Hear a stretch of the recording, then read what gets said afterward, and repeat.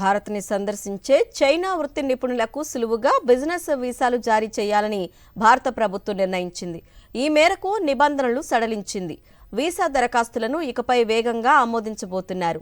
లద్దాఖ్ ఘర్షణ తర్వాత దెబ్బతిన్న భారత్ చైనా సంబంధాలు గాడిన పడుతున్నాయి.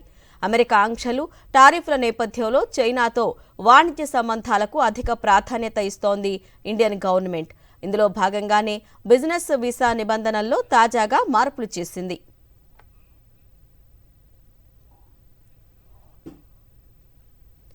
థాయిలాండ్ పార్లమెంటు రద్దయింది. వచ్చే ఏడాది ప్రారంభంలో ఎన్నికలు, కంబోడియాతో ఘర్షణల నేపథ్యంలో ఆ దేశ ప్రధాని అనుతిన్ చార్న్విరాకుల్ పార్లమెంటును రద్దు చేశారు. థాయిలాండ్ రాజు వజీరామ్ గికాన్ అనుమతితో ఆయన నిర్ణయం తీసుకున్నారు.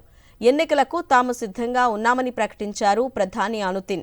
పార్లమెంటు రద్దు తర్వాత 45 రోజుల నుంచి 2 నెలల్లోపు ఎన్నికలు జరగాలి. ఈలోపు పరిమిత అధికారాలతో అనుమతిని ప్రభుత్వానికి నాయకత్వం వహిస్తారు.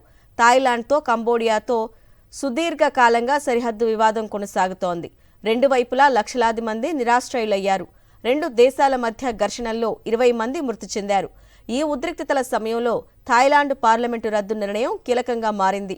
సరిహద్దు ఉద్రిక్తతల కారణంగానే రాజీనామా చేసిన షినావ్రత స్థానంలో అనునితిన్ బాధ్యతలు తీసుకున్నారు. 3 నెలలు మాత్రమే ఆయన ప్రధానిగా కొనసాగారు.